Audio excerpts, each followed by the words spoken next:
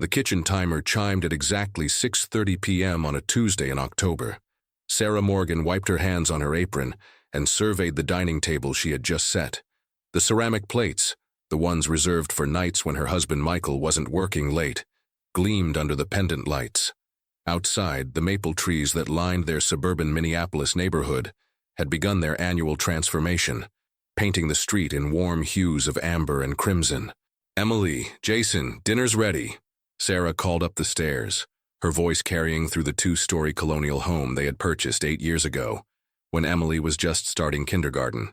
As she carried the lasagna from the counter to the table, she heard the familiar thundering of footsteps that signaled her children's descent. 13-year-old Jason arrived first, sliding into his usual chair with the practiced efficiency of a perpetually hungry teenager. "Smells good, Mom," he said, already reaching for the garlic bread. Sarah gently swatted his hand away. "Wait for your sister, please." The footsteps on the stairs were slower this time. Emily, now 15, entered the kitchen with her eyes fixed on the floor, her long brown hair partially obscuring her face. Sarah noticed immediately that something was different. Emily's shoulders were hunched, her posture withdrawn in a way that seemed deliberate, protective. "Everything okay, sweetie?" Sarah asked, setting the spatula down. Emily nodded without making eye contact and slid into her chair. "Just tired." Sarah studied her daughter carefully as she began serving the food. Emily had always been reserved compared to her more boisterous younger brother, but this was different. The usual spark in her hazel eyes, so like Michael's, had dimmed. Even more concerning was the way she kept her right hand beneath the table, as if hiding something. "How was school today?" Sarah tried, passing Emily a plate of lasagna that the girl barely acknowledged. "Fine. Just fine?" Sarah pressed gently. "Nothing interesting happen in any of your classes?" Emily shrugged, using her left hand to push the food around her plate without taking a bite. "Mr. Bennett assigned a group project in biology. That's about it." Jason, already halfway through his first serving, looked up. "Didn't you have that math test today? The one you were studying for all weekend?" Sarah watched a flicker of something, annoyance, fear, cross Emily's face before it settled back into careful neutrality.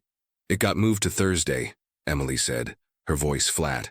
Sarah made a mental note to check Emily's online school portal later. Since the beginning of high school, Emily had become more private, more insistent on handling her academic responsibilities independently. Sarah had been trying to respect those boundaries, but something about Emily's demeanor tonight sent warning signals through her maternal instincts. "Emily, could you pass the salad, please?" Sarah asked, deliberately requesting the item farthest from her daughter's reach. Emily hesitated, then slowly brought her right hand up from beneath the table to reach for the salad bowl. Sarah caught her breath. The sleeve of Emily's oversized sweatshirt had ridden up slightly, revealing a series of angry red marks on her wrist. Too straight, too purposeful to be accidental. Their eyes met for a brief moment. Emily knew what her mother had seen. She quickly tugged her sleeve down and passed the salad with trembling fingers. "Thanks," Sarah said softly, her mind racing. Should she confront Emily now? Wait until they were alone? Call Michael at work? Before she could decide, Emily stood abruptly. "I'm not really hungry. I have a lot of homework. Can I be excused?" Sarah hesitated. Their family rule had always been that everyone remained at the table until everyone finished eating, a tradition meant to foster communication in their increasingly busy household. But the desperation in Emily's eyes made Sarah reconsider. "All right," she conceded, "but please take at least a piece of garlic bread with you. You need to eat something." Emily grabbed the bread without enthusiasm and disappeared back upstairs, her footsteps quick but heavy. Jason, oblivious to the underlying tension, reached for seconds. "Can I have Emily's portion?" "No," Sarah said, more sharply than she intended. "I'll save it for her in case she gets hungry later." Dinner continued in awkward silence. Sarah's thoughts tumbled over one another as she mechanically ate food she could no longer taste. The marks on Emily's wrist couldn't be dismissed as an accident or coincidence. Self-harm. The possibility hit Sarah like a physical blow. Emily had always been sensitive, perfectionist, sometimes anxious, particularly since starting high school. But Sarah had attributed those traits to normal teenage adjustment, perhaps intensified by Emily's naturally introspective personality. Had she missed the signs of something more serious?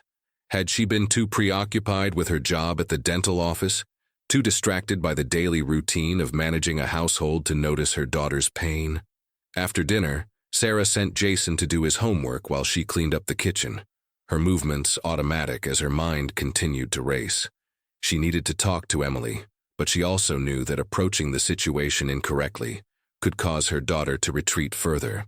Sarah pulled out her phone and began searching. How to talk to teenager about self-harm, signs of depression in adolescence, what to do if your child is hurting themselves. The search results were overwhelming, clinical, frightening. Resources for suicide prevention hotlines and emergency psychiatric services populated her screen. Sarah felt her heart rate accelerate. Was it really that serious? She thought of Emily as she used to be, laughing on the backyard swing set, proudly displaying her science fair ribbons, singing along to pop songs on their drives to soccer practice.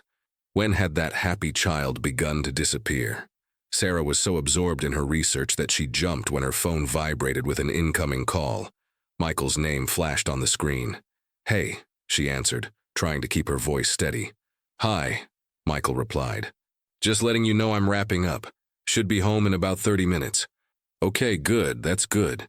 She paused. "Michael, we need to talk when you get home. About Emily." There was a brief silence on the other end. "What's going on?" "I'd rather discuss it in person. Just don't be late, okay?" "I won't. Love you." "Love you too." Sarah hung up and took a deep breath. Then she climbed the stairs to Emily's bedroom. She paused outside the closed door, listening.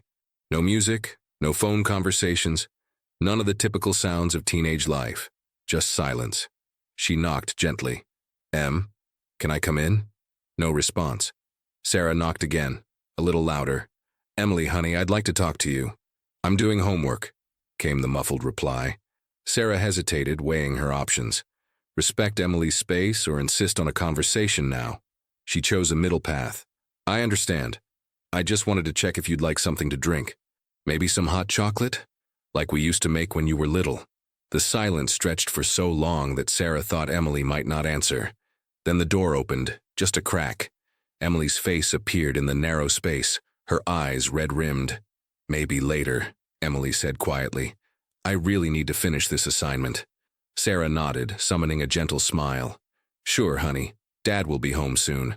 Maybe we could all have dessert together. I bought those cinnamon cookies you like." Emily's expression remained unchanged. "Maybe. I should get back to work."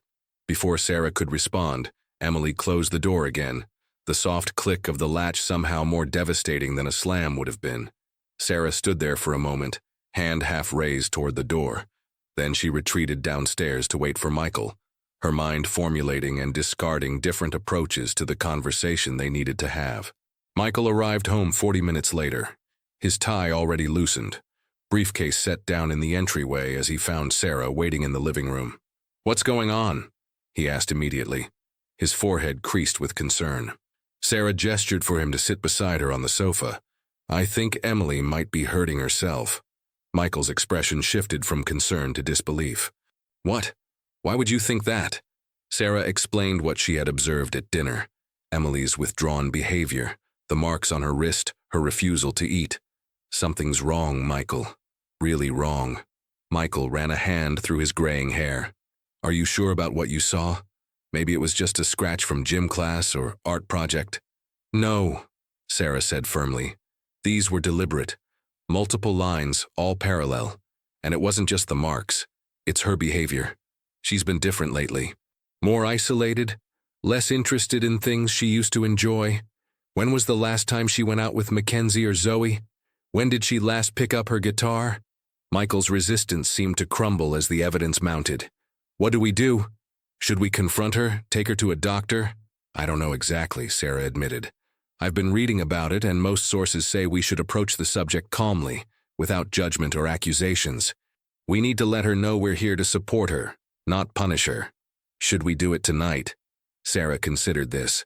"No, I think she needs space right now. Let's talk to her tomorrow evening, when we're all home and have time for a real conversation. But in the meantime, one of us should check on her during the night." Michael nodded, his face grave. "I just don't understand." We've given her everything. She has a good home, good school, friends. What could be so bad that she'd hurt herself? That's not how it works, Sarah said softly. Depression, anxiety, they don't only affect people with obvious problems. We need to listen to her, really listen, without making assumptions about what she should or shouldn't feel based on her circumstances. They agreed on a plan. They would approach Emily together the following evening, presenting a united front of support and understanding. In the meantime, they would pay closer attention to her behavior, look for additional warning signs, and ensure that anything potentially dangerous was secured. Later that night, after checking that both children were asleep, Sarah conducted a quiet, methodical search of the bathroom cabinets, removing razor blades and leftover prescription medications. As she worked, her mind kept returning to the image of those angry red lines on Emily's wrist. What pain was her daughter in that made physical harm seem like relief? What thoughts haunted her mind that Sarah had failed to see? In the darkness of her bedroom, listening to Michael's steady breathing beside her, Sarah stared at the ceiling and silently vowed to do better, to see more clearly, listen more carefully, and love more completely. Because the alternative, losing Emily to whatever darkness she was battling, was unthinkable. The house settled around her, creaking gently as old houses do. Down the hall, Emily slept, or pretended to sleep, and between them, invisible but palpable, stretched a divide that Sarah was determined to cross, no matter what it took. Morning arrived with the harsh buzzing of Sarah's alarm at 6 a.m. She had slept poorly, drifting in and out of troubled dreams where she was searching for Emily in an endless labyrinthine house, always hearing her daughter's voice but never finding her. Sarah moved through her morning routine mechanically. Shower, hair, makeup, clothes. Michael had early meetings and had already left for work. Sarah had the morning shift at the dental office, which meant she needed to get the kids off to school before heading to work herself. She knocked on Jason's door first, delivering the daily reminder that he needed to get up immediately if he wanted time for breakfast before the bus.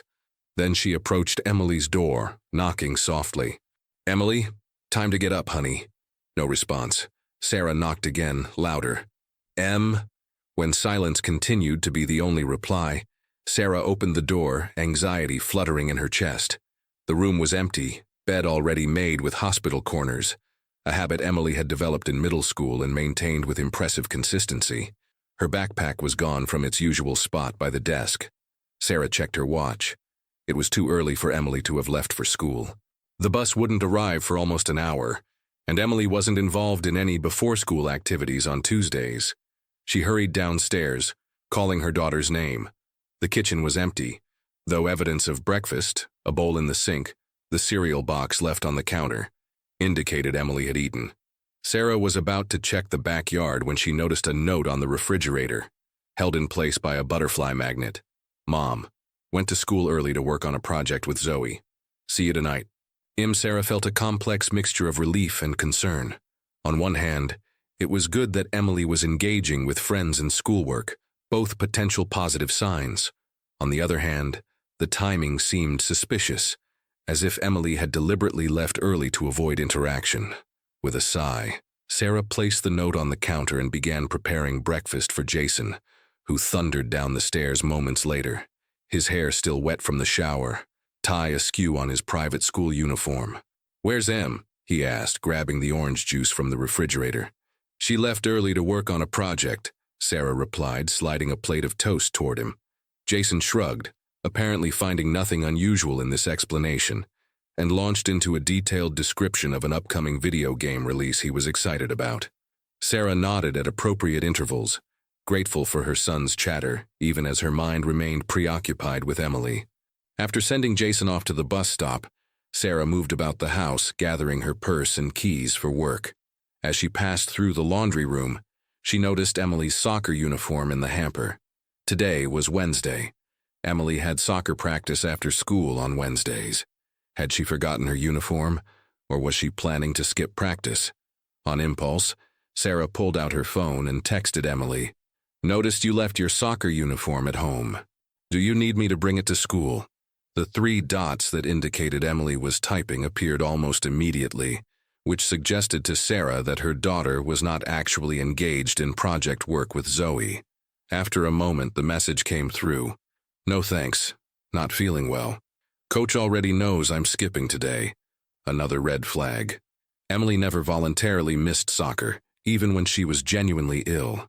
Last winter, she had insisted on playing through a persistent cold, relenting only when her fever had spiked to 109 degrees, and Sarah had physically blocked the door. Sarah typed back, "Are you okay? Do you need me to pick you up?" The response was delayed this time. "I'm fine, just tired. See you tonight." Sarah stared at the message, trying to read between the lines. Should she push further? Drive to the school to check on Emily in person? Call the school to verify her daughter's whereabouts? But what if she was overreacting? What if Emily really was just tired, stressed about school, going through a typical teenage phase? Constant monitoring and suspicion could damage trust between them, possibly making whatever was happening even worse. Sarah decided on a compromise. She would go to work as planned, but ask Michael to come home early so they could both be there when Emily returned from school. They would have the conversation they had planned for the evening, but perhaps over ice cream at Emily's favorite parlor instead of at home, creating a more relaxed environment. As Sarah headed toward the garage, she detoured through the kitchen to pack her lunch. Opening Emily's lunch bag, which had been forgotten on the counter, Sarah was surprised to find yesterday's lunch still inside, completely untouched. The sandwich was stale, the apple browning at the edges. Emily hadn't eaten lunch yesterday, possibly not today either. Sarah's concern deepened. Loss of appetite was another warning sign she had read about, often associated with depression. Combined with the self-harm, it painted a worrying picture. She was about to zip the lunch bag closed when she noticed Emily's backpack sitting on one of the kitchen chairs. Sarah frowned. If Emily had gone to school early, why was her backpack here? A possibility occurred to her. Perhaps Emily had taken a different bag for her project materials and left her regular backpack behind. But that didn't sound like the meticulously organized Emily that Sarah knew. Sarah approached the backpack, hesitating. She had always respected her children's privacy, believing it essential to building trust. But if Emily was in danger, possibly a danger to herself, did the normal rules still apply? Her hand hovered over the zipper. Was this a breach of trust or an act of protection? The line between parental responsibility and respect for autonomy had never seemed so blurry. Making her decision, Sarah unzipped the backpack. Inside, she found the expected items: textbooks, notebooks, folders organized by subject, calculator, pencil case. Nothing unusual. She was about to zip it closed, half relieved and half embarrassed at her invasion of privacy, when her fingers brushed against something in the front pocket. Sarah opened the smaller compartment and froze. Inside, wrapped in a paper towel, was a kitchen knife, one of their own, from the block on the counter. The blade was approximately 6 inches long, designed for slicing vegetables. It wasn't particularly sharp by professional standards, but it was certainly sharp enough to cause serious harm. Sarah's hands trembled as she carefully removed the knife, her mind racing through possibilities, each more disturbing than the last. Why would Emily be carrying a knife? Was she planning to hurt herself more severely than the superficial cuts Sarah had glimpsed? Was she being bullied or threatened, carrying the knife for protection? Or, the thought was almost too terrible to contemplate, was she considering hurting someone else? The stainless steel caught the morning light, casting reflections on the kitchen wall. Sarah stared at the blade, her mind replaying every interaction with Emily over the past weeks, searching for clues she might have missed. Had there been signs of bullying, threats, conflicts with friends or classmates? Sarah carefully rewrapped the knife in the paper towel and set it on the counter, then pulled out her phone. Her fingers hovered over Michael's contact information. This discovery changed everything. Their planned gentle conversation about mental health and self-care now seemed inadequate in the face of this new, potentially more dangerous situation. As she was about to call, Sarah's phone vibrated with an incoming text message. It was from an unfamiliar number. "Ms. Morgan, this is Mr. Alvarez, Emily's history teacher. Could you please call the school office at your earliest convenience regarding Emily? Thank you." Sarah's heart raced as she immediately dialed the school's number, the knife on the counter seeming to grow larger in her peripheral vision. What was happening to her daughter? And more urgently, Where was Emily right now if her backpack was still at home? As the phone rang, Sarah glanced at the kitchen clock. 7:45 a.m. Less than 24 hours since she had noticed the marks on Emily's wrist at dinner. It felt like a lifetime ago. The school receptionist answered, and Sarah identified herself, explaining that she had received a message from Mr. Alvarez about Emily. "Yes, Mrs. Morgan. Please hold while I connect you to Principal Winters." Principal Winters? Why was the principal getting involved?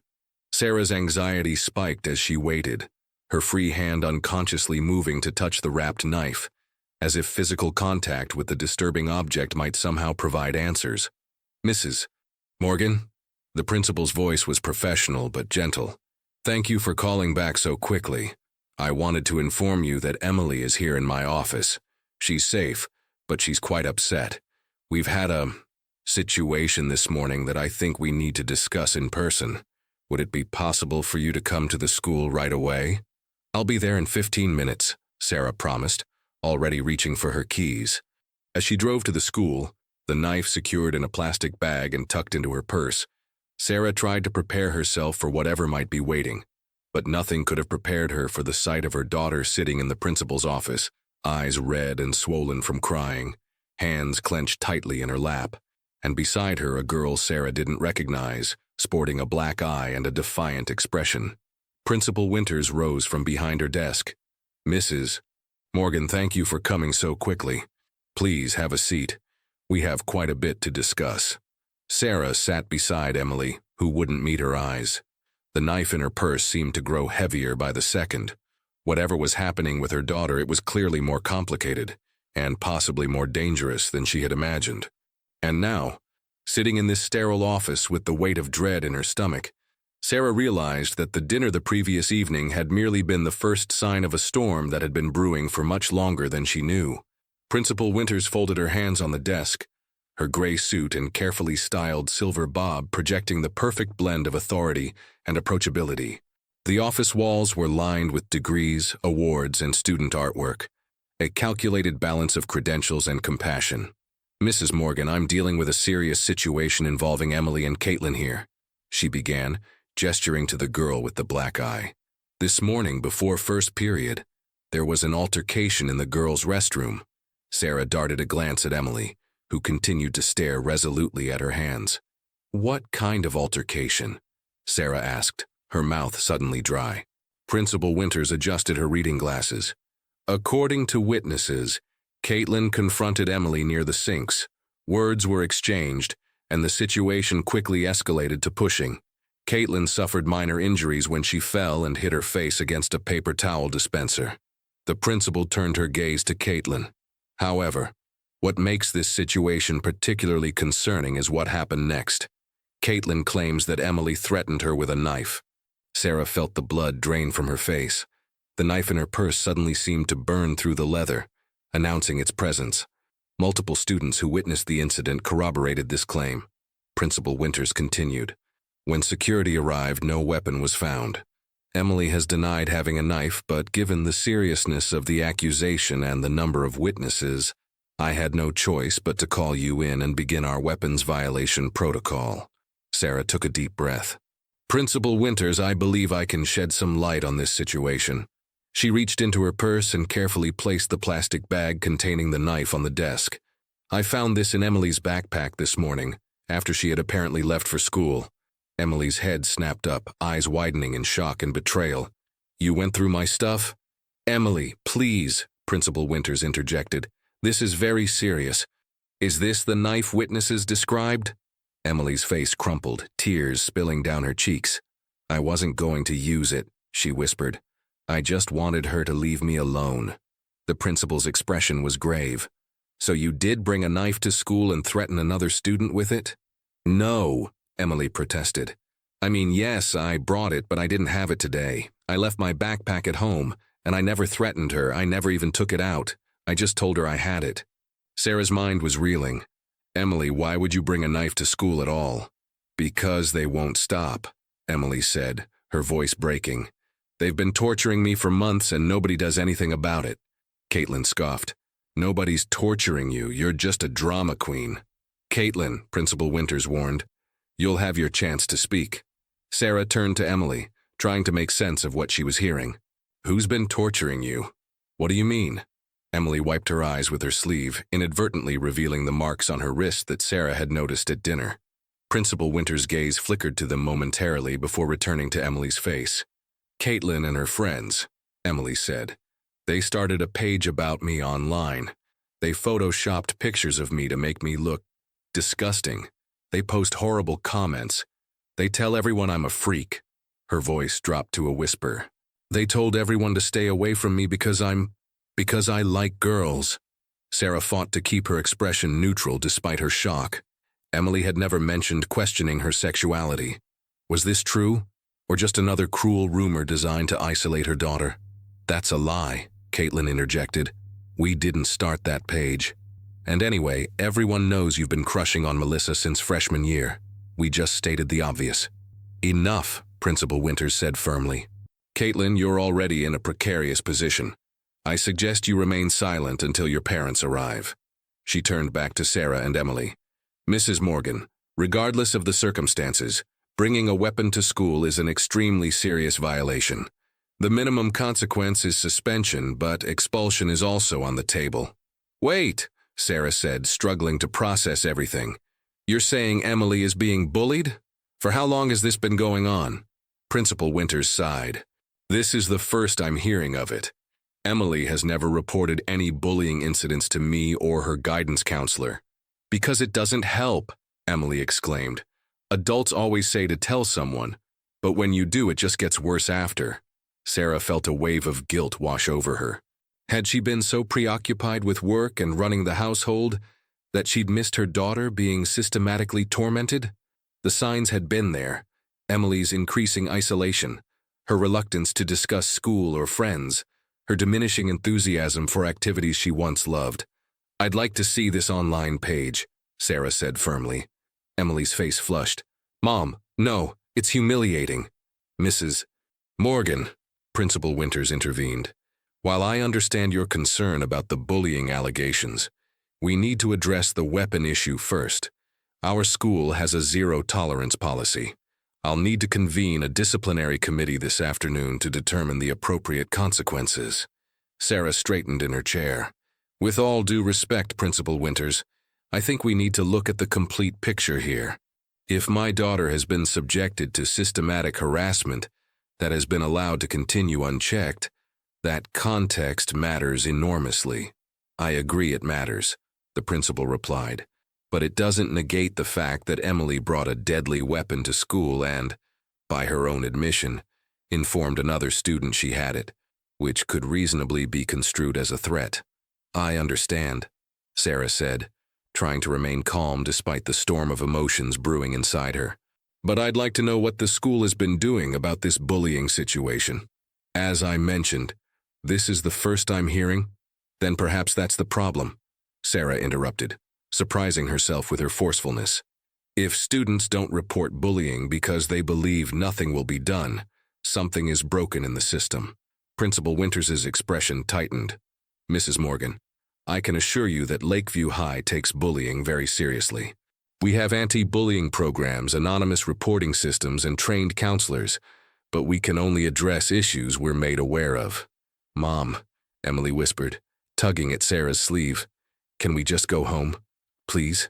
Sarah looked at her daughter, really looked at her, and saw the exhaustion etched into her young face, the dark circles under her eyes, the tension in her shoulders, the raw vulnerability beneath her attempt at stoicism. How long had Emily been suffering in silence? How had she missed the signs? Principal Winters, Sarah said, making a decision. I understand the seriousness of bringing a weapon to school. I don't condone it, and there should be consequences. But I'm taking my daughter home now. She's clearly in distress, and I need to understand exactly what's been happening before we proceed with any disciplinary hearings. The principal frowned. Mrs. Morgan, I'm afraid that's not how our protocol works. Then how does it work? Sarah countered. Because from where I'm sitting, a girl who has never been in trouble before suddenly brings a knife to school, and instead of asking why, the focus is entirely on punishment rather than understanding. We have counselors who can— No offense to your counselors, Sarah interrupted. But right now, Emily needs her family. Call Michael, my husband, if you need to discuss this further today. He's an attorney. In the meantime, I'm taking my daughter home." Sarah stood, her unexpected assertiveness seemingly stunning Principal Winters into momentary silence. She held out her hand to Emily, who looked up with a mixture of confusion and relief before taking it. "We will need to reconvene to address this formally," Principal Winters said, recovering her composure. "And the cyberbullying allegations will be investigated thoroughly." Sarah nodded curtly. "We'll be available tomorrow. And I expect a full investigation, including interviews with witnesses and a review of this online page Emily mentioned." She turned to Caitlin, who had been watching the exchange with increasing discomfort. "As for you, young lady, understand that while Emily made a serious mistake bringing a knife to school, harassment and bullying are also serious offenses with legal implications." Guiding Emily toward the door, Sarah paused. "Oh, and Principal Winters? I'd like copies of all of Lakeview's anti-bullying policies and procedures emailed to me by the end of the day. I want to understand exactly what protections should have been in place for my daughter." In the car, the silence was thick with unspoken questions. Emily sat with her arms wrapped around herself, staring out the passenger window as suburban landscapes rolled by. Sarah kept both hands firmly on the steering wheel, afraid that if she reached out to her daughter now, she might fall apart entirely, and one of them needed to remain strong. "I'm sorry," Emily finally whispered, still looking out the window. "I never meant to actually use the knife. I just wanted them to stop." Sarah pulled into their driveway and turned off the engine before responding. "I know, Em. I believe you. But bringing a weapon to school is never the answer. Someone could have been hurt. You could have been hurt. I know." Emily's voice was barely audible. "Let's go inside," Sarah said. "We need to talk, really talk, about everything that's been happening." They settled in the living room, the familiar surroundings suddenly seeming insufficient protection against the outside world. Sarah made tea, a ritual that had always helped calm difficult conversations in their household. Emily wrapped her hands around the warm mug, but didn't drink. "Start from the beginning," Sarah said gently. "When did the bullying start?" Emily took a shuddering breath. "Last spring, around April. It was just small stuff at first, Caitlin and her friends whispering when I walked by, laughing at my answers in class. I didn't think much of it. What changed? Over the summer, Caitlin's cousin Madison transferred to Lakeview. She and I had been at science camp together 2 years ago, and—" Emily hesitated, her fingers tightening around the mug. "We got close, really close, like we kind of experimented, I guess."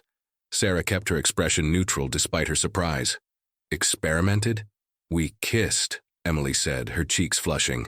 "A few times. It didn't mean anything, or at least I didn't think it did at the time. We were just curious." She swallowed hard. "But Madison told Caitlin about it this summer, and when school started in September, Caitlin started telling everyone I was a lesbian who had turned her cousin gay." Sarah felt a complex mix of emotions, concern for her daughter, anger at the bullies, but also hurt that Emily hadn't felt she could share this with her. "Em, you know Dad and I would never judge you for your sexuality, right? Whether you're straight, gay, bi, or still figuring things out, we love you unconditionally." "I know," Emily said, though her tone suggested uncertainty. "I just didn't know what to say. I'm not even sure what I am. I like boys too. Or I think I do. It's all confusing." "That's completely normal at your age," Sarah assured her. "But honey, why didn't you tell us about the bullying? We could have helped." Emily's eyes filled with tears again. "Because it was humiliating. They made this fake Instagram profile with photoshopped pictures of me kissing girls and worse stuff. They added everyone from school. People I don't even know were commenting horrible things." Sarah felt physically ill imagining what her daughter had endured. "Did you report it to the school?" "I tried once. I talked to Ms. Patel, the guidance counselor, without naming names. She said she'd look into it, but nothing happened except Caitlin somehow found out I'd talked to a counselor, and the bullying got worse." Emily's voice cracked. "They started leaving notes in my locker, disgusting drawings. Someone wrote Dyke on my gym locker in permanent marker." "Oh, Emily," Sarah whispered, moving to sit beside her daughter on the couch. "I had no idea. I'm so sorry you've been dealing with this alone." "Yesterday was the worst," Emily continued. the words now pouring out as if a dam had broken. Caitlin and her friends followed me into the bathroom during lunch. They took my backpack and dumped everything in the toilet. My history project was ruined. When I tried to stop them, Caitlin shoved me against the wall and said, Emily's voice faltered. What did she say? Sarah prompted gently. She said if I didn't switch schools by next week, they'd make sure everyone in the district saw pictures of me that would ruin my life forever. She said they had Madison's phone and found compromising photos. Emily's shoulders slumped. There aren't any photos, Mom. We never took any, but everyone would believe them if they photoshopped something convincing enough. That's when you decided to bring the knife? Sarah asked, struggling to keep judgment from her voice. Emily nodded miserably. I wasn't sleeping. I couldn't eat. Every time my phone buzzed, I'd panic thinking it was them again. I just wanted them to be scared of me for once, instead of the other way around. She looked up, her eyes desperate for understanding. I wasn't going to hurt anyone. I just wanted to feel safe. Sarah pulled her daughter into a tight embrace, feeling Emily's body shake with silent sobs. Oh, sweetheart, I'm so sorry you've been going through this hell. But we're going to fix it, okay? You're not alone anymore. They stayed that way for a long time, mother and daughter holding each other as years of unspoken fears and secret pain poured out. When Emily finally pulled away, her face was blotchy but somehow lighter, as if the simple act of sharing her burden had already begun to heal her. We need to call Dad, Sarah said. He should come home early today. Emily tensed. Does he have to know everything?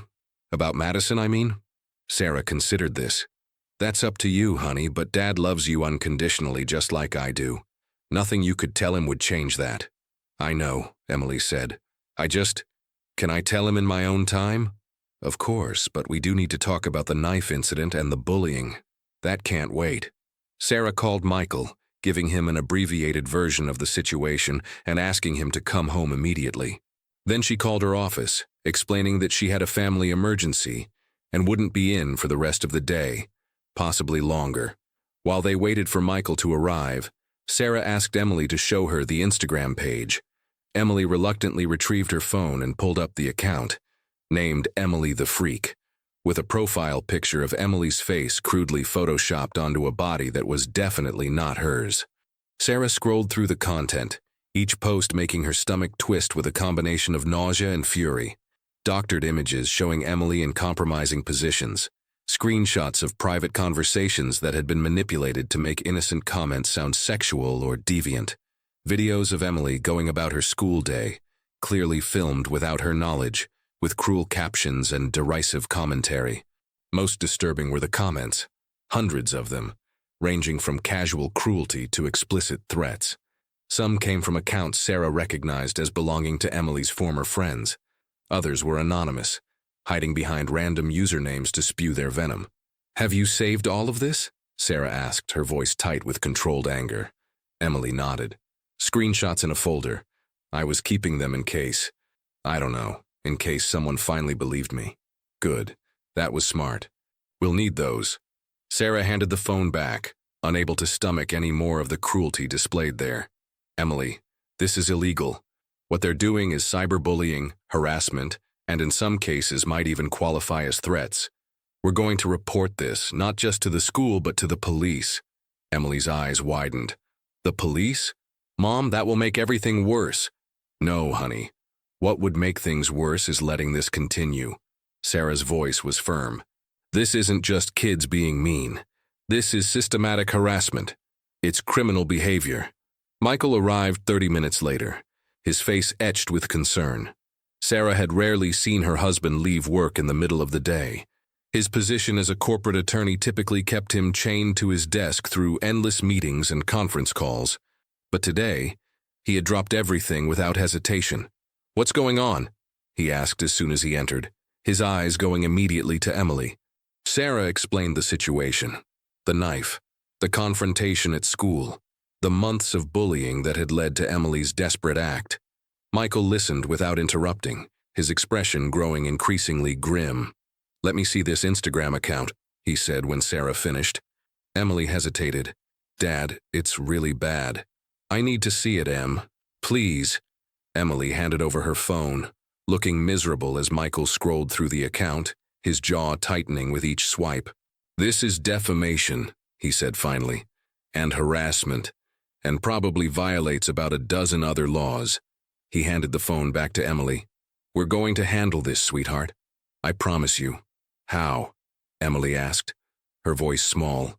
Michael sat beside her on the couch, taking her hand in his. "First, we document everything. Screenshots, names, dates, everything. Then we go to the police and file a formal report. Simultaneously, we meet with the school administration, not just the principal, but the superintendent if necessary." His voice was calm, but resolute. "We get restraining orders against the primary perpetrators. We consider a civil lawsuit against their parents. But everyone will know," Emily protested. "It'll be even more humiliating." Michael said gently. "Everyone already knows what they're saying about you. What they don't know is that it's false, malicious, and illegal, and that there are consequences for this kind of behavior." Sarah watched the interaction between father and daughter, feeling a surge of gratitude for Michael's steady presence and clear thinking, where she had been overwhelmed by emotion. Vacillating between heartbreak for Emily and rage at her tormentors, Michael was already mapping out a strategic response. "What about the knife?" Emily asked. "Am I going to be expelled?" Michael exchanged a glance with Sarah. "We'll deal with that too. The school has policies, but they also have discretion, especially in cases with extenuating circumstances. Your spotless record until now, the documented bullying, your willingness to accept appropriate consequences, these all work in your favor. But I won't lie to you," Sarah added. "There will be consequences for bringing a weapon to school. We'll fight for fairness, but we also need to acknowledge that what you did was dangerous and wrong, even if we understand why you felt driven to it." Emily nodded, seeming to accept this. "What do we do now?" "Now," Michael said, "we eat lunch, because none of us has had anything since breakfast. Then we start documenting everything, every incident, every post, every name involved. After that, we call Officer Rivera, Dad's college roommate," Sarah explained, seeing Emily's confusion. "He's a detective with the Minneapolis Police Department now. He'll help us navigate filing the report properly." While Michael ordered pizza, comfort food for a family in crisis, Sarah helped Emily create a detailed chronology of the bullying, starting with the earliest instances she could recall.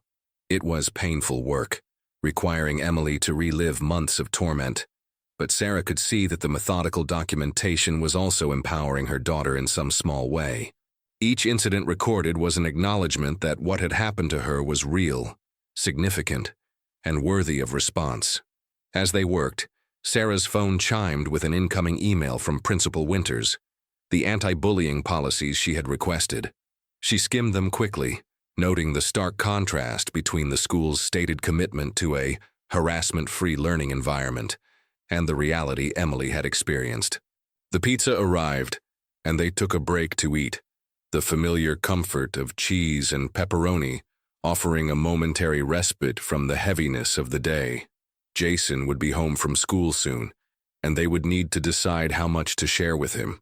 At 13, he was perceptive enough to know something serious was happening, but perhaps too young to understand all the complexities involved. After lunch, Michael called Detective Rivera. Speaking in the measured tones of an attorney presenting a case, Sarah heard phrases like coordinated harassment campaign, failure of duty of care, and imminent threat of defamation. When he hung up, his expression was satisfied. "Rivera's coming over at 4, he told them. "He'll take Emily's statement and help us file a formal report." He also suggested bringing printed copies of everything. The Instagram posts, the comments, any text messages or emails related to the bullying. Sarah nodded, already planning to drive to the office supply store for printer paper and ink. "What about Jason? How much do we tell him?" Michael considered this. The basics. That Emily's been bullied, that we're handling it as a family, and that the police are involved because what happened crossed a line. He doesn't need all the details, but he should understand the seriousness. "And I want him to feel he can come to us if he ever faces anything similar," Sarah added. Emily, who had been quiet during this exchange, suddenly looked up. "My phone's buzzing like crazy."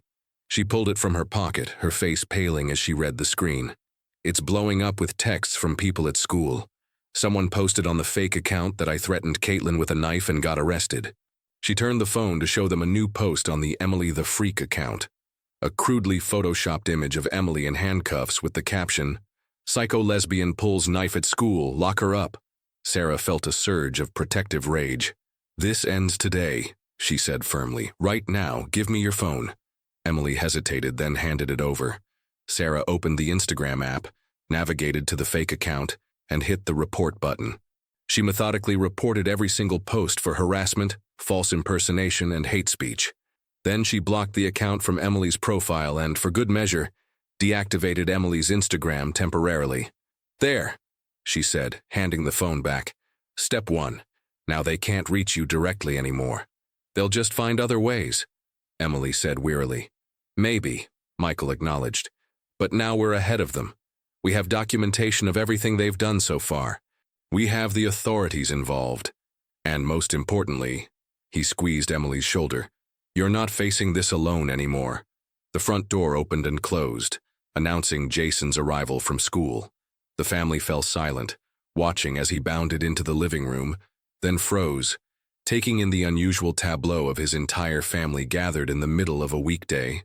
"What's going on?" he asked, his adolescent bravado failing to mask his concern. "Is everybody okay?" Sarah patted the couch beside her. "Come sit down, Jason. We need to talk as a family about something important that's happening with Emily."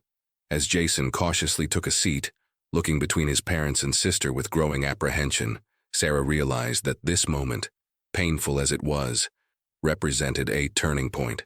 The secrets that had been festering in their family were finally being exposed to light and air. Emily's isolation was ending. Their family was rallying. The knife that Sarah had discovered in Emily's backpack that morning had been a symptom, not the disease itself. The disease was silence. Emily's silence about the bullying, Sarah's silence about her concerns, the school's silence in the face of cruelty. That silence was now being broken, word by painful word. Detective Rivera would arrive soon. There would be statements to give, evidence to provide, difficult questions to answer. Tomorrow would bring a meeting with the school administration and decisions about Emily's academic future. The days ahead would not be easy. But as Sarah looked at her family gathered together, Michael's steady strength, Emily's fragile but real courage, even Jason's confused but unconditional support, she felt, for the first time since noticing those marks on Emily's wrist at dinner, a flicker of hope. The healing had begun. The truth, however painful, was finally coming to light. And in that light, perhaps Emily could begin to find her way back to herself again. The Morgan family's living room had transformed into an impromptu war room by the time Detective Carlos Rivera arrived. Printouts of screenshots covered the coffee table, a disturbing collage of cruelty documented in high resolution. Michael had set up his laptop to record Emily's formal statement. Sarah had prepared coffee and arranged extra chairs, treating the occasion with the gravity it deserved. Jason sat quietly in the corner, still processing the abbreviated version of events his parents had shared. His usual restless energy had given way to a protective stillness as he watched his sister with new eyes. The doorbell rang precisely at 4 South p.m. "That'll be Carlos," Michael said, standing to answer the door. Detective Rivera wasn't what Emily had expected. In her limited experience with police, mostly gleaned from television, detectives were either grizzled older men with permanent scowls or impossibly stylish women who could chase down suspects in stilettos. Carlos Rivera was neither. He was in his mid-40s with kind eyes behind wire-rimmed glasses and the slight paunch of a former athlete who had settled into middle age. "Thank you for coming, Carlos," Michael said, shaking the detective's hand before leading him into the living room. "Of course," Detective Rivera replied. He nodded to Sarah, then turned his attention to Emily. "You must be Emily. I'm Detective Rivera, but you can call me Carlos if that makes you more comfortable." Emily managed a weak smile. "Nice to meet you.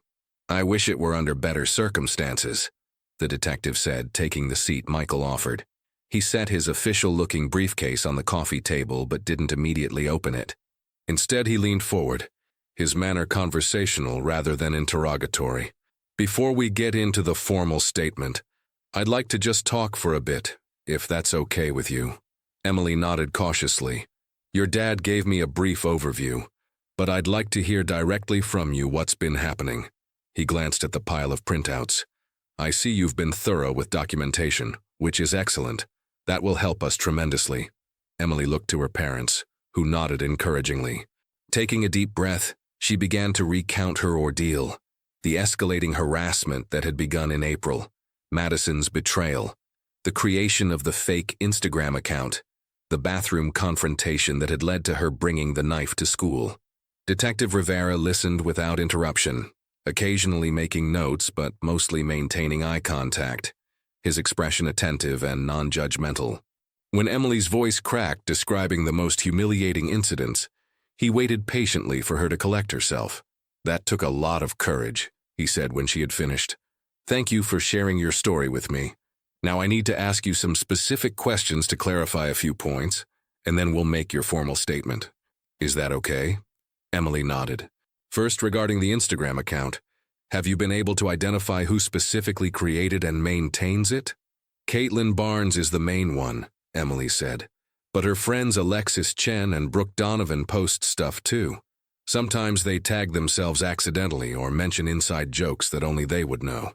And have you received direct threats of physical harm through this account or in person? Emily hesitated. Not exactly physical harm. More like threats to my reputation or social standing. Caitlin did shove me yesterday in the bathroom, but that's the only physical thing. But the ongoing nature and severity of the harassment made you fear for your safety enough to bring a knife to school, Detective Rivera noted. Not as a question, but as a statement of understanding. Yes, Emily admitted. I was scared all the time. I couldn't sleep.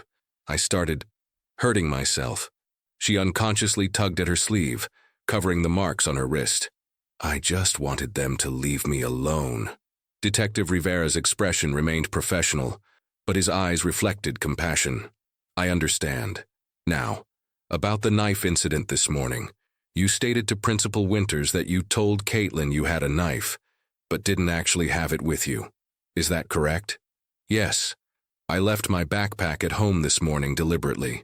I didn't want to actually bring it to school, but when Caitlin confronted me again in the bathroom, saying they were going to post even worse stuff, I just snapped.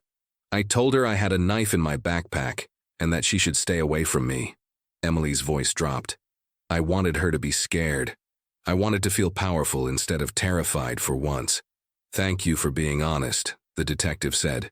That's important and it helps me understand the context. He turned to Michael and Sarah. Based on what I've heard, we're looking at multiple potential charges against these juveniles. Criminal harassment, cyberbullying, intimidation, possibly extortion depending on specific threats made. What about the knife? Sarah asked. What legal implications does that have for Emily? Detective Rivera's expression turned thoughtful. Given that the knife was never actually brought to school premises, we're not looking at weapons charges from a criminal perspective.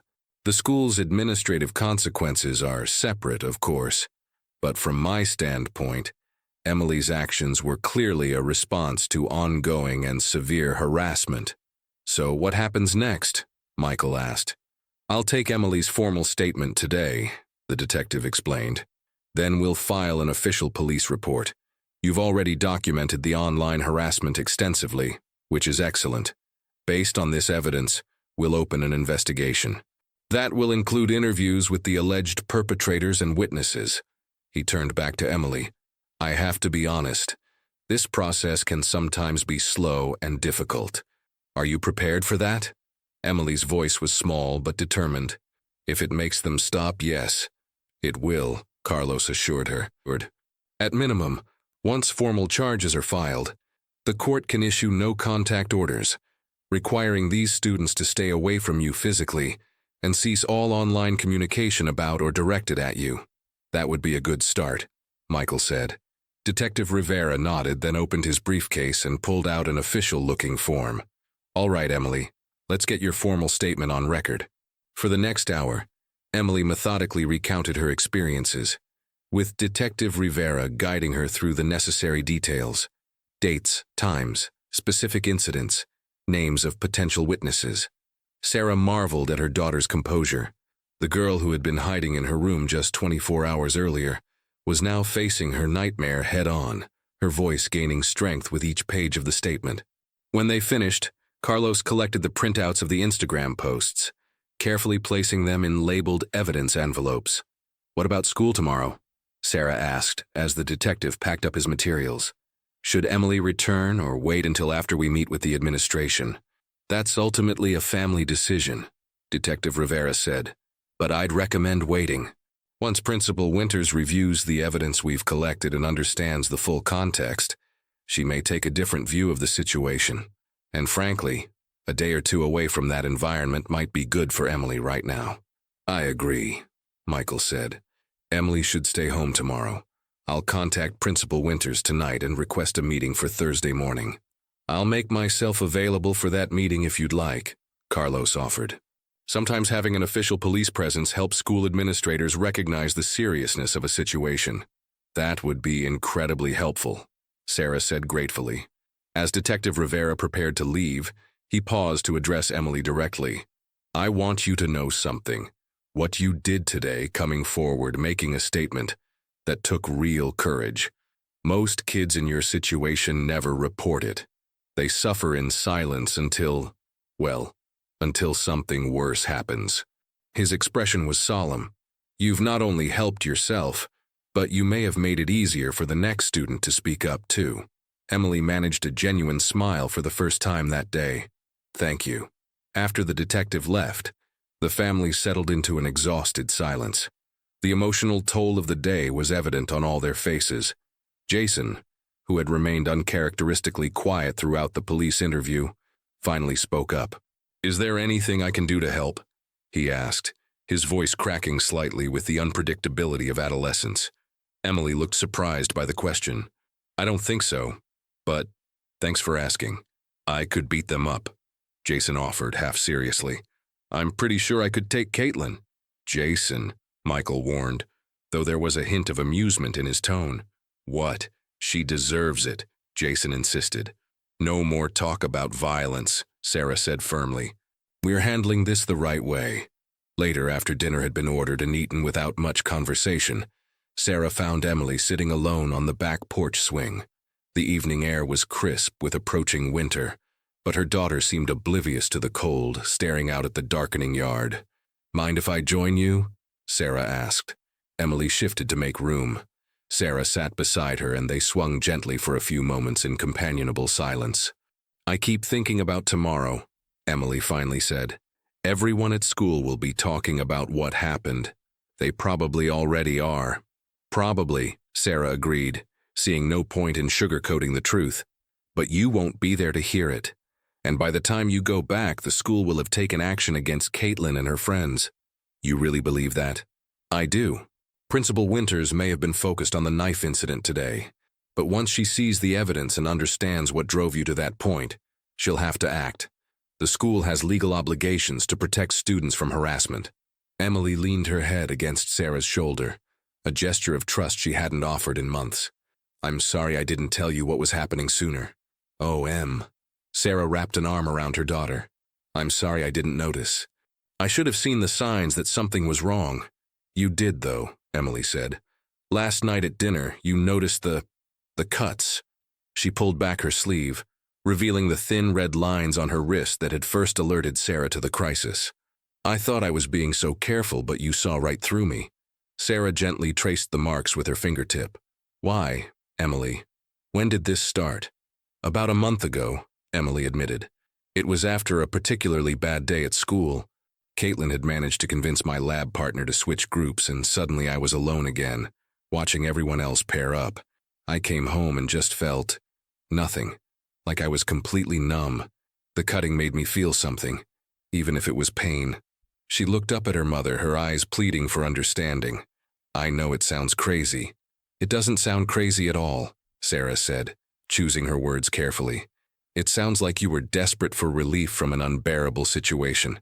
But harming yourself isn't the answer, Em. You're hurting the person I love most in the world." Emily's eyes filled with tears. "I know. I want to stop. I promise I do. We'll get you help, Sarah assured her. A good therapist who specializes in adolescent issues. Someone you can talk to about everything.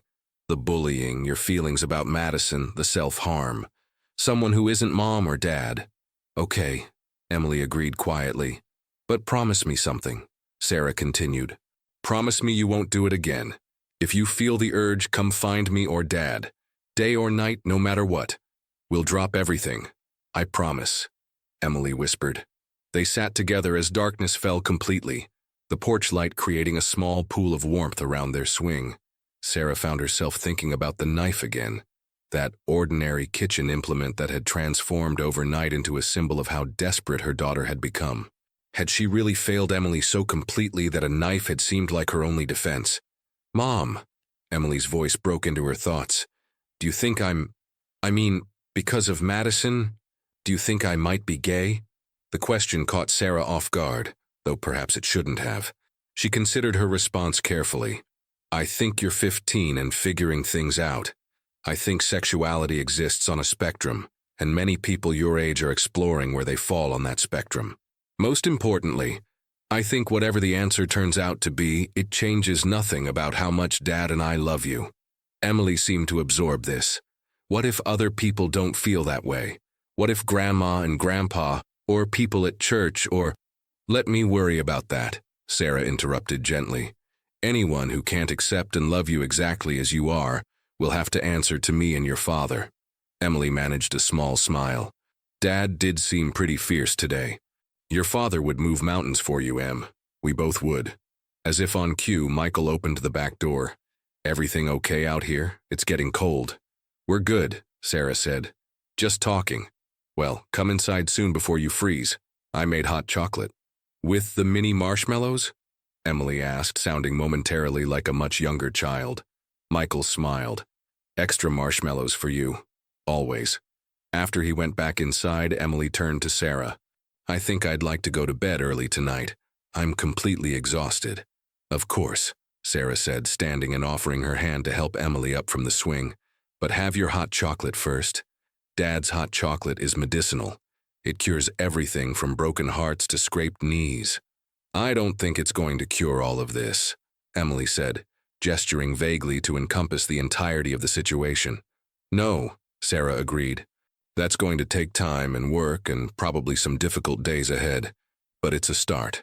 Later that night, after both children were in bed, Sarah and Michael sat at the kitchen table, speaking in low voices to avoid being overheard. I've emailed Principal Winters requesting a formal meeting on Thursday morning, Michael reported. I was very explicit about the evidence we've gathered and the police involvement. I've also requested that the superintendent be present. Good, Sarah said. And I've made an appointment for Emily with Dr. Calloway on Friday. She specializes in adolescent trauma and self-harm. Michael nodded approvingly. How is she really doing? You two seem to have a good talk outside. Better than I expected, honestly. She opened up about the cutting, promised to come to us if she feels the urge again. And she asked me if I thought she might be gay. Michael's eyebrows rose. What did you tell her? That she's 15 and figuring things out. And that whatever the answer turns out to be, it doesn't change how much we love her. Perfect answer, Michael said, reaching across the table to squeeze Sarah's hand. This would be hard enough without the additional layer of sexual identity questions. I know, but I think the two are intertwined for her. The bullying targets her perceived sexuality, which makes her question herself even more, which increases her vulnerability to the bullying. Sarah sighed heavily. I just wish she had come to us sooner. Kids don't always tell their parents everything, especially teenagers, Michael said. We both know that from our own adolescent years. I suppose, Sarah agreed. But something this serious. I keep thinking about what might have happened if I hadn't noticed the marks on her wrist last night. If she had actually brought that knife to school today, instead of just telling Caitlin she had it. But you did notice, Michael reminded her. And she didn't bring the knife. We caught this before it spiraled further out of control. Sarah's phone chimed with an incoming text message. She glanced at it, then handed it to Michael with a grim expression. It's from Principal Winters. Michael read the message aloud. Mr. and Mrs. Morgan, I've reviewed the materials you forwarded regarding the alleged bullying of Emily. Given the serious nature of these claims and the police involvement, I'm assembling a team including our school counselor, district legal counsel, and the superintendent for a meeting tomorrow at 9 a.m. Please confirm your availability. Emily should not return to school until after this meeting. Tomorrow? Sarah said, surprised. That's faster than expected. The mention of police involvement and legal counsel probably accelerated things, Michael noted. This is good. It means they're taking it seriously. Or they're circling the wagons to protect themselves from liability, Sarah countered. Either way, it gets us in the door sooner. Michael typed a quick response confirming their attendance. I'll text Carlos to see if he can make it on short notice. Sarah rubbed her temples, feeling the beginning of a stress headache. What do we tell Emily? She'll want to know what's happening. The truth, Michael said simply, that the school is convening a meeting tomorrow to address the bullying and determine the appropriate response, including consequences for Caitlin and her friends. And consequences for Emily too, Sarah added. We need to prepare her for that. Even with all the extenuating circumstances, she still made a threatening statement about having a knife. Michael nodded soberly. She'll likely face some form of disciplinary action, but with the evidence we have, it should be proportionate. Maybe in-school suspension rather than expulsion. And if it's not, if they try to make an example of her, then we fight, Michael said, his voice hardening. We appeal to the school board. We go to the media if necessary. Emily is the victim here, even if her response wasn't ideal. Sarah studied her husband's resolute expression, feeling a surge of gratitude for his unwavering support. Michael had always been the steady one in their relationship, methodical, strategic, calm in a crisis. She tended toward emotional responses, which had its own strengths, but sometimes clouded her judgment in high-stress situations. I'm glad we're in this together, she said softly. Michael's expression softened. Always. Now, let's try to get some sleep. Tomorrow is going to be another long day. As they prepared for bed, Sarah found herself pausing outside Emily's door, listening for any signs of distress. The house was quiet. She gently turned the knob and peeked in, needing the reassurance of seeing her daughter safe. Emily was sound asleep, her expression peaceful in the soft glow of her rocket ship nightlight, a childhood comfort she had never outgrown. Sarah resisted the urge to cross the room and smooth her daughter's hair or adjust her blankets. Emily wasn't a child anymore, though moments like this made Sarah achingly aware of how much she missed that simpler time. She closed the door quietly and continued to the master bedroom, where Michael was already in bed reviewing emails on his tablet. She's asleep, Sarah reported, sliding under the covers beside him. Good. She needs the rest. Michael set his tablet aside. We all do. As Sarah switched off her bedside lamp, she found herself reflecting on the extraordinary developments of the past 36 hours. Yesterday at this time, she had been oblivious to the extent of Emily's suffering, going about her evening routine in blissful ignorance. Now she felt as though she had awakened in an alternate reality, one where her seemingly happy family had been harboring dark secrets and hidden pain. The knife, that simple kitchen tool she'd found wrapped in a paper towel, had been the key that unlocked this parallel world. Had she not discovered it, how much longer would Emily have suffered in silence? How much worse might things have become? Sarah shuddered at the possibilities and moved closer to Michael, drawing comfort from his solid presence beside her. Whatever tomorrow brought, they would face it as a family. The silence had been broken. The healing, difficult and messy as it might be, could finally begin. Outside, the wind picked up, rattling the branches of the maple tree against their bedroom window. Winter was coming, but spring would follow eventually. Change was the only constant. The family that emerged from this crisis would not be the same one that had entered it. They would be stronger, perhaps, more honest, certainly, and hopefully, more attuned to each other's pain. As Sarah switched off her bedside lamp, she found herself reflecting on the extraordinary developments of the past 36 hours. Yesterday at this time, she had been oblivious to the extent of Emily's suffering, going about her evening routine in blissful ignorance. Now she felt as though she had awakened in an alternate reality, one where her seemingly happy family had been harboring dark secrets and hidden pain. The knife, that simple kitchen tool she'd found wrapped in a paper towel, had been the key that unlocked this parallel world. Had she not discovered it? How much longer would Emily have suffered in silence? How much worse might things have become? Sarah shuddered at the possibilities and moved closer to Michael, drawing comfort from his solid presence beside her. Whatever tomorrow brought, they would face it as a family. The silence had been broken. The healing, difficult and messy as it might be, could finally begin. Outside, the wind picked up, rattling the branches of the maple tree against their bedroom window. Winter was coming, but spring would follow eventually. Change was the only constant. The family that emerged from this crisis would not be the same one that had entered it. They would be stronger, perhaps, more honest, certainly, and hopefully more attuned to each other's pain. Sarah's last thought before drifting into uneasy sleep was of Emily at the dinner table the previous evening, hiding her wrist beneath the table. Such a small gesture, but one that had set in motion a cascade of revelations. Sometimes the biggest changes began with the smallest observations.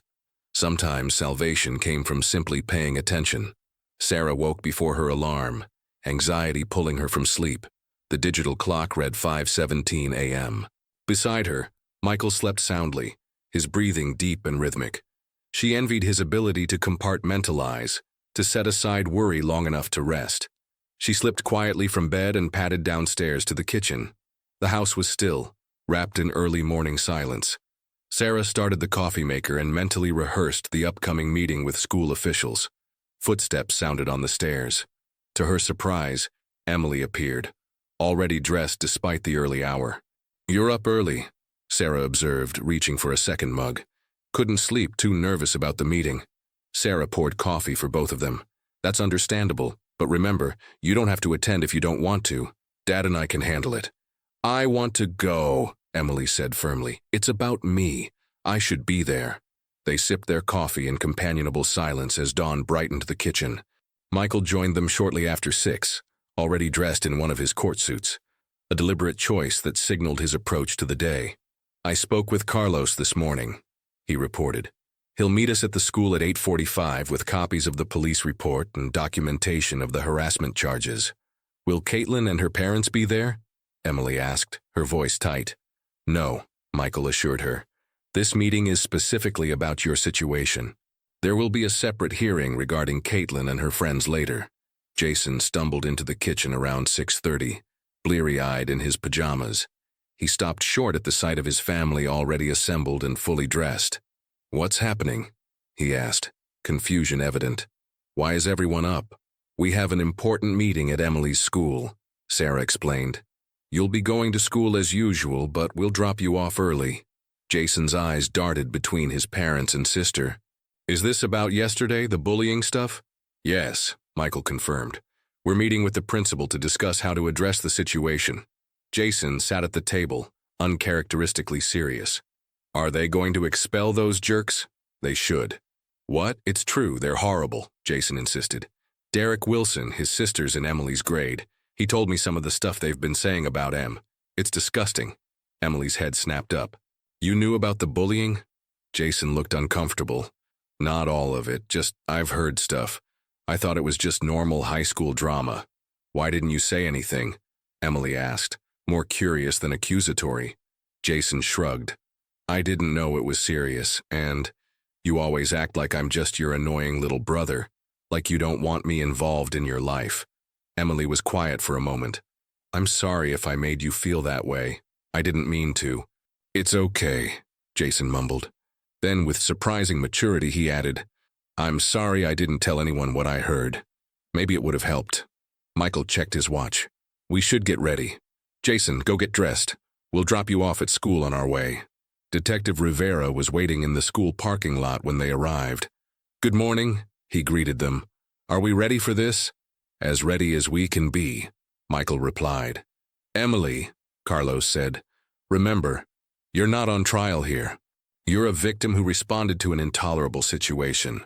We're here to make sure the school recognizes that and acts accordingly." They entered the building together.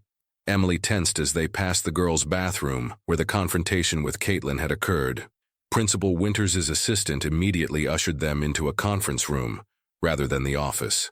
Already seated were Principal Winters, guidance counselor Ms. Patel, the district's legal counsel, and Superintendent Bradford.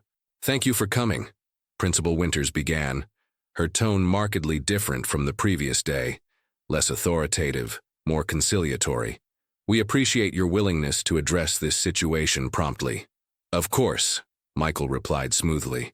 "We're all here with the same objective, to ensure Emily's safety and educational well-being." The superintendent cleared his throat. "Before we begin, I want to state clearly that Lakeview School District has zero tolerance for bullying in any form. The allegations that have been brought to our attention are deeply concerning." Sarah noted the careful phrasing. Allegations rather than evidence, despite the mountain of documentation they had provided. "We appreciate that, Superintendent Bradford," Michael said. "However, I feel compelled to correct your terminology. We are not presenting allegations but documented evidence of sustained harassment over a period of months." He nodded to Detective Rivera, who placed a folder on the table. "This is the official police report," the detective explained, distributing copies. "It details the criminal charges being pursued against Caitlin Barnes, Alexis Chen, and Brooke Donovan for harassment, cyberbullying, and intimidation. The evidence includes over 50 documented instances of targeted harassment." The atmosphere shifted perceptibly. The district's lawyer leaned forward, his expression carefully neutral but his body language betraying concern. "Additionally," Michael continued, "we have documentation that Emily previously reported harassment to the guidance department without receiving adequate support." He turned to Ms. Patel. "Emily spoke with you approximately 3 weeks ago about being targeted, correct?" The counselor shifted uncomfortably. "Emily did come to see me. She expressed concerns about feeling isolated and mentioned some unkind behavior from peers, but she didn't provide specific names or details. I advised her on coping strategies and offered to meet with her regularly." "And did you follow up when she didn't return for additional sessions?" Michael pressed. "I sent her an email," Ms. Patel said defensively. "Student caseloads are extremely high. I can't personally track down every student who doesn't schedule a follow-up. Let's focus on moving forward constructively," Superintendent Bradford suggested. "The incident with the knife remains a serious violation of school policy, regardless of the circumstances." "Regarding the knife," Detective Rivera interjected, "I want to clarify an important point. While Emily did bring a knife to school in her backpack on a previous occasion, the incident that occurred yesterday involved only a verbal statement. No weapon was actually present at the time of the confrontation." Principal Winters frowned. "That contradicts what multiple witnesses reported. Several students stated that Emily threatened Caitlin with a knife." "Emily informed Caitlin that she had a knife," Michael corrected. "She did not produce a weapon or make a direct threat of harm. And as Detective Rivera noted, no knife was actually present. Emily had deliberately left her backpack at home that morning. Regardless," the district's lawyer spoke for the first time, "threatening another student with a weapon, whether physically present or not, constitutes a serious infraction under the district's zero-tolerance policy." "No one is disputing that Emily's response was inappropriate," Sarah said. "She made a poor choice in a moment of desperation after months of torment that was destroying her mental health." She looked directly at the superintendent. "What we're asking for is proportionality and context. Emily has no prior disciplinary issues. She's been an exemplary student until this incident, which occurred only after systematic harassment that went unaddressed by the school." Emily suddenly spoke up. "I know what I did was wrong," she said, her voice surprisingly steady. "I was scared and desperate and not thinking clearly. I've never done anything like this before, and I never would again. But I honestly didn't know what else to do. It felt like no one was listening, no one was helping, and it just kept getting worse every day." A brief silence followed her statement. The superintendent studied Emily for a long moment. "Thank you for your honesty, Emily. It takes character to acknowledge a mistake." He turned to his colleagues.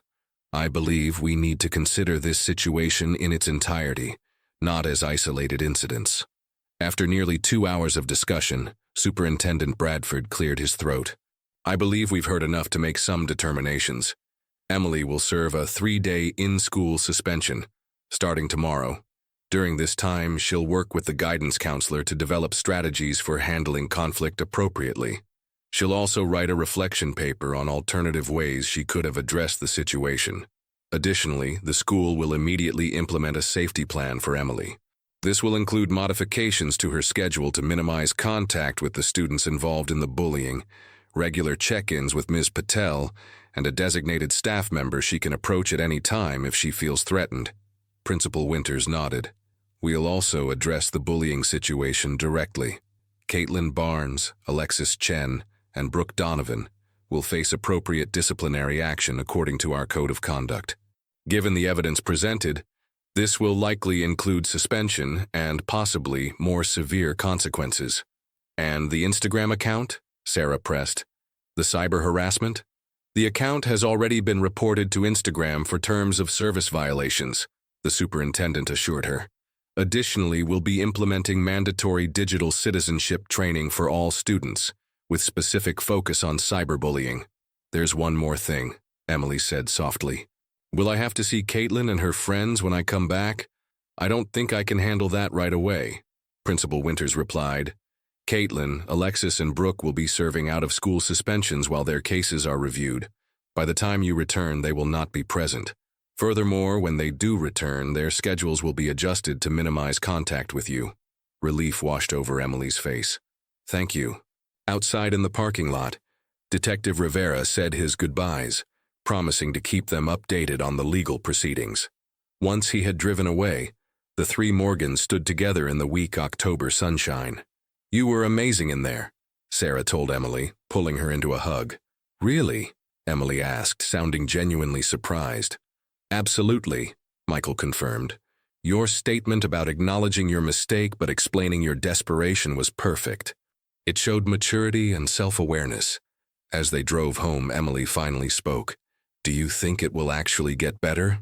Or will they just find more subtle ways to make my life miserable? Sarah turned to face her daughter. I think things will improve, but probably not instantly or completely. There will likely be awkward moments and difficult days ahead. But the difference is that now you're not facing them alone. The school administration is on notice, the police are involved, and most importantly, Dad and I know what's happening and are here to support you. Emily nodded slowly. I'm scared to go back, but I'm also tired of hiding and being afraid. That's understandable, Michael said. And it's okay to be both scared and brave at the same time. That's what courage is, doing something despite being afraid. Okay. Emily fiddled with a loose thread on her comforter. Do you think I'll have to talk about the cutting? Probably, yes, Sarah said honestly. But at your own pace, in your own time. The goal isn't to make you uncomfortable or to dwell on difficult topics. It's to help you develop healthy ways to cope with stress and painful emotions. Emily nodded, still focused on the loose thread. I haven't done it since you found out. About the knife, I mean. I've wanted to, but I've been trying to remember my promise to you. Sarah reached out to squeeze her daughter's hand. I'm proud of you. That takes real strength, especially when you're still in the middle of a stressful situation. It helps that I'm not keeping secrets anymore, Emily admitted. That was the worst part. Feeling like I was all alone with this huge, terrible thing that was consuming my life. You're not alone, Sarah assured her. Not anymore. And you never will be again, no matter what happens. As she left Emily's room a few minutes later, Sarah reflected on the extraordinary journey of the past 3 days. They had moved from crisis to cautious hope, from isolation to connection, from silence to communication. Challenges remained. Emily's return to school, the ongoing legal process, the therapy journey that was just beginning, but they would face them together, as a family. The knife that had started it all was now secured in an evidence locker at the police station. Its sharp edge had cut through the secrecy and silence that had allowed Emily's suffering to fester unseen. Now that those wounds were exposed to light and air, true healing could begin. 3 weeks had passed since the confrontation in Principal Winters' office. The maple trees lining the Morgan Street had shed most of their leaves, creating a carpet of amber and crimson that crunched beneath Sarah's feet as she walked toward the house after retrieving the mail. Inside, the house was quiet, except for the gentle hum of the dishwasher and Emily's occasional keyboard taps as she worked at the kitchen table. It was Friday, no school due to a teacher-in-service day, and the unexpected reprieve had allowed for a lazy morning. Sarah sorted through the mail until she came to an official-looking envelope from Lakeview High School. She opened it quickly, scanning the contents before looking up at Emily. "It's the final disciplinary notice from the school," she announced. "They've completed their review of the bullying investigation." Emily looked up, tension immediately visible in her shoulders. "What does it say?" Sarah read aloud. "Following a thorough investigation and formal disciplinary hearing, Caitlin Barnes has been suspended for 20 school days and will return under a strict behavioral contract. Alexis Chen and Brooke Donovan have each received 10-day suspensions and will also return under behavioral contracts. All 3 students are required to complete the district's Respectful Digital Citizenship program and engage in community service projects related to anti-bullying initiatives." Emily absorbed this silently, her expression guarded. "So they're all coming back eventually?" "Yes," Sarah acknowledged, "but under strict monitoring and with clear consequences if they engage in any further harassment. And remember, the criminal charges are still proceeding separately through the juvenile justice system." They had established a new routine since the crisis. Emily had served her 3-day in-school suspension, during which she completed her reflection paper and met daily with Ms. Patel. Upon returning to regular classes, she was assigned a modified schedule that minimized potential contact with Caitlin and her friends. A safety plan had been implemented, including a designated safe adult Emily could approach at any time. Most significantly, Emily now attended weekly therapy sessions with Dr. Calloway, a psychologist specializing in adolescent trauma. The sessions were private, but Emily occasionally shared insights or techniques she had learned: breathing exercises for anxiety, journaling prompts for processing emotions, strategies for identifying negative thought patterns. Emily's social circle had shifted too. Several classmates had reached out, some offering genuine support, others merely curious about the drama. Emily had been selective in her responses, gravitating toward a small group of thoughtful students who shared her interest in art and literature. Zoe Hamilton, a quiet girl from her English class, had emerged as a particularly steady presence. "I'm meeting Zoe at the library at 4, Emily mentioned, closing her laptop. "We're working on our English project together." "That sounds good," Sarah said. "Do you need a ride or are you walking?"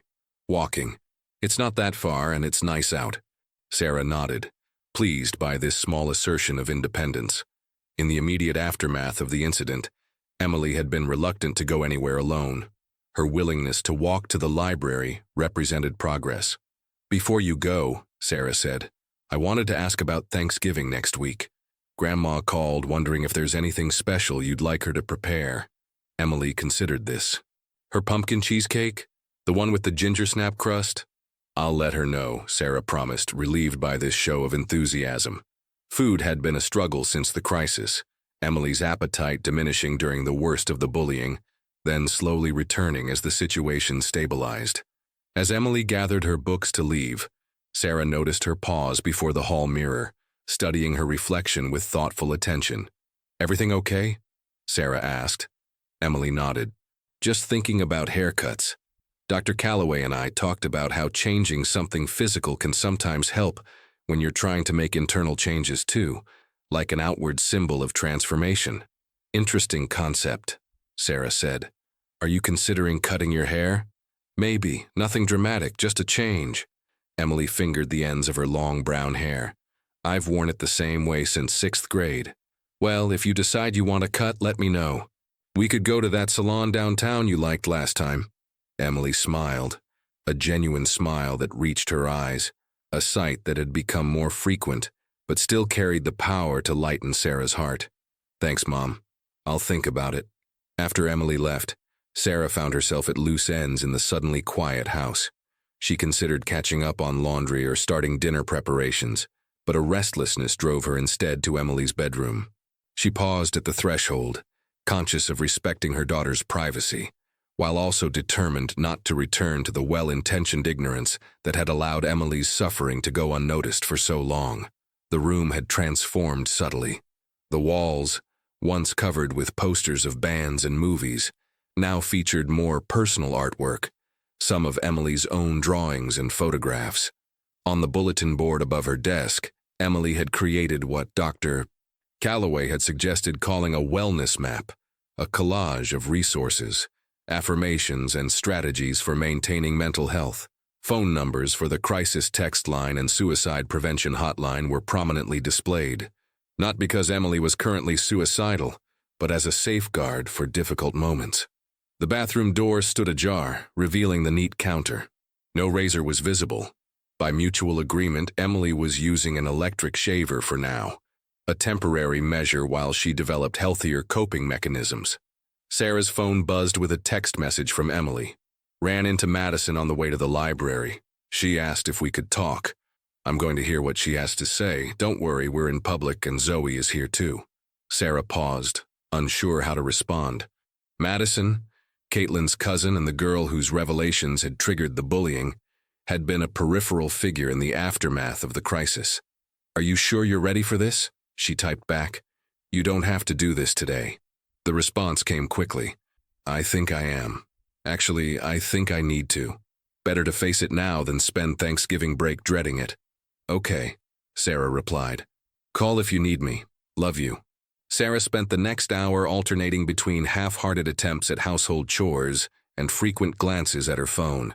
The rational part of her brain recognized that Emily was safe, in a public library with a friend.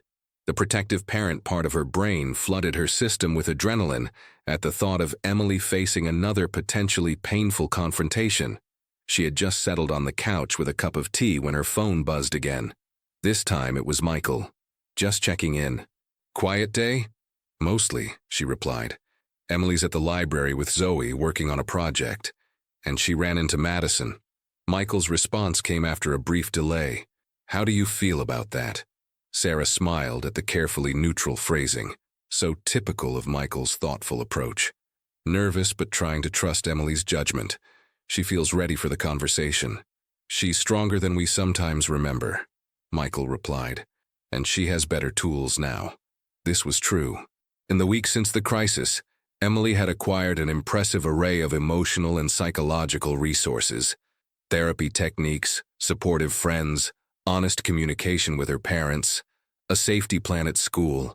She was still healing, still vulnerable, but no longer adrift. Before Michael could respond, another text arrived from Emily. Talked with Madison. A lot of tears but good conversation. We'll tell you more when I get home. Staying at the library with Zoe to finish our project. Relief flooded through Sarah. She forwarded Emily's message to Michael, adding, Looks like it went okay.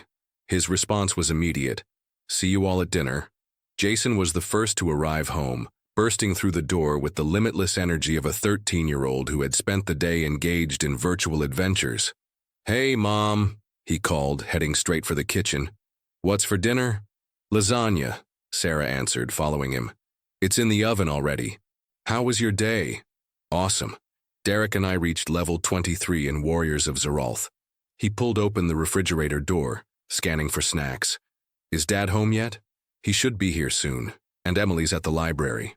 Jason emerged with an apple and a yogurt. Can I eat this? I'm starving. Go ahead. Dinner won't be ready for another hour. Sarah watched as he devoured the apple in about 5 bites. Slow down before you choke. Can't help it. Video games make me hungry. He paused, suddenly serious. Is Em okay, like in general? The question caught Sarah off guard. I think she's doing better. Why do you ask? Jason shrugged, focusing intently on opening his yogurt container. Just checking. She seems different. Not bad different, just, I don't know. More serious? She's been through a lot, Sarah said carefully. It changes a person. Yeah, I guess. He stirred his yogurt thoughtfully. Some kids at school were talking about it. About Emily and the knife and stuff. I told them to shut up. Sarah tensed. What were they saying? Nothing bad about Em, Jason hastened to clarify. Just gossiping. I told them it wasn't cool to talk about other people's problems like that. That they didn't know the whole story. Pride swelled in Sarah's chest. For all his sometimes maddening teenage boy energy, Jason was developing into a young man with a strong moral compass. That was the right thing to do, she said simply. Thank you. Michael arrived home 30 minutes later, just as Sarah was setting the table. He greeted her with a kiss and a lingering hug that communicated understanding of the day's emotional toll. How are you really doing? He asked, loosening his tie. Sarah considered the question. I'm okay. Anxious about Emily's conversation with Madison, but trying to trust the process. How was your day? Long. Back-to-back meetings until 3. He brightened. But I got us tickets to that holiday concert Emily mentioned wanting to see, the one with the Minnesota Orchestra playing film scores. She'll love that, Sarah said, genuinely pleased. The front door opened and Emily's voice called out, I'm home. There was a lightness to her tone that Sarah hadn't heard in months. She appeared in the kitchen doorway with rosy cheeks from the cold and a brightness in her eyes. How was the library? Sarah asked, trying to keep her tone casual. Good. Zoe and I finished our project. We're doing a multimedia presentation on Sylvia Plath for AP English. And, Emily hesitated, running a hand through her hair. I decided about the haircut. I want to do it. Tomorrow, if possible. Sarah recognized this for what it was, a deliberate deflection. Emily would talk about Madison when she was ready, not before. I can call the salon in the morning, she offered. What style are you thinking of? Emily pulled out her phone and showed a photo, a chin-length bob with soft layers. Something like this. Dr. Calloway says changing your appearance can be empowering if it's something you choose, not something you're pressured into. I think that would look beautiful on you, Michael said. It wasn't until they were clearing the table after dinner that Emily finally broached the subject they had been carefully avoiding. So, about Madison, she began, setting a stack of plates by the sink. We had a good talk. Sarah and Michael exchanged glances but remained silent, allowing Emily to share at her own pace. She apologized, Emily continued. She said she never meant for Caitlin to use what she told her against me. Apparently, she just mentioned our experimentation in passing, trying to process her own feelings about it. She didn't realize Caitlin would turn it into a weapon. Do you believe her? Michael asked gently. Emily considered this. I think so. Madison was crying a lot. She said she's felt terrible watching what happened, but was too afraid of Caitlin to stand up to her. Emily paused. She also said she's been questioning her own sexuality, that what happened between us at camp wasn't just curiosity for her. Sarah kept her expression neutral despite her surprise. How do you feel about that? I'm not sure, Emily admitted. Part of me is still angry that she didn't warn me or help me when the bullying started. But another part understands how scary it can be to stand up to someone like Caitlin, especially when you're dealing with your own identity questions. Did you tell her how her actions affected you? Michael asked. Emily nodded. Yes, I told her everything, the isolation, the online harassment, the self-harm. I wasn't trying to make her feel guilty, but I needed her to understand the consequences. She listened and took responsibility, which meant a lot. So where does this leave things between you two? Sarah asked. We're not exactly friends again, Emily said slowly. But maybe we can be, eventually. We agreed to take things slowly. For now, we're just going to text occasionally. Maybe have lunch together after Thanksgiving break. That sounds sensible, Michael said, taking things at your own pace. That's what Dr. Calloway keeps saying about everything, Emily replied with a small smile. It's kind of annoying how often she's right. That night, after Emily and Jason had gone to bed, Sarah and Michael sat in the living room, sharing a quiet moment and a glass of wine. Do you think we're past the worst of it? Sarah asked, voicing the question that had been lingering in her mind for days. Michael considered this. I think the acute crisis is over, but recovery takes time. There will probably be setbacks along the way. I keep thinking about that dinner, Sarah said softly, seeing those marks on her wrist and realizing something was wrong, how close we came to missing it entirely. But we didn't miss it, Michael reminded her. You noticed, you acted, and because of that, Emily got help before things escalated further. He took Sarah's hand. We can't go back and prevent what happened, but we can be present for the healing. Sarah nodded, drawing comfort from his steady presence. The haircut tomorrow feels symbolic somehow, like she's reclaiming herself. It is symbolic, Michael agreed. It's Emily taking control of her narrative again. The next day, Sarah took Emily to Stellato Salon downtown. The atmosphere was cheerful and relaxed, with soft music playing and the gentle hum of conversation. Emily had brought the photo of the bob haircut, which she showed to Mia, her stylist. "I love this," Mia said enthusiastically. "It'll frame your face beautifully." Sarah watched as Emily settled into the chair, cape draped around her shoulders. There was a moment of hesitation, a flicker of uncertainty in her daughter's eyes as Mia gathered her long hair into a ponytail for the initial cut. But then resolution returned. Emily nodded, and with a few snips of the scissors, over a foot of hair fell to the floor. "No going back now," Emily said, her voice a mixture of nervousness and excitement. "That's kind of the point, isn't it?" Sarah said gently. Emily met her eyes in the mirror and smiled. "Yeah, it is." As Mia worked, shaping and layering what remained of Emily's hair, Sarah observed the gradual transformation, not just of her daughter's appearance, but of her demeanor. With each snip of the scissors, Emily seemed to sit straighter, her eyes brighter, her smile more genuine. When it was finished, Emily turned her head from side to side, examining her new look with critical attention. The bob framed her face perfectly, highlighting her cheekbones and bringing focus to her eyes. It was sophisticated without being severe, youthful without being childish. "What do you think?" Mia asked, clearly pleased with her work. "I love it," Emily said, her voice filled with a quiet confidence. "It feels right." Outside the salon, as they walked back to the car, Emily suddenly stopped and turned to Sarah. "Thank you," she said, "for everything. Not just the haircut, for noticing, for believing me, for fighting for me." Sarah felt tears prick her eyes. "Oh, Em, always, that's what parents do." "I know," Emily said, "but still, thank you." As they drove home, Emily pulled down the visor to check her reflection again, running her fingers through her newly shortened hair with evident pleasure. Sarah glanced over, struck by how much older, how much more self-possessed her daughter suddenly appeared. The haircut was more than just a style change. It was a declaration, a line drawn between past and future. The knife that Sarah had found in Emily's backpack 3 weeks ago now seemed like an artifact from another lifetime, a desperate measure from a girl who had felt cornered and alone. That girl was still there, still healing, still vulnerable in many ways. But alongside her was emerging a young woman with new strength, new boundaries, and new understanding of her own worth.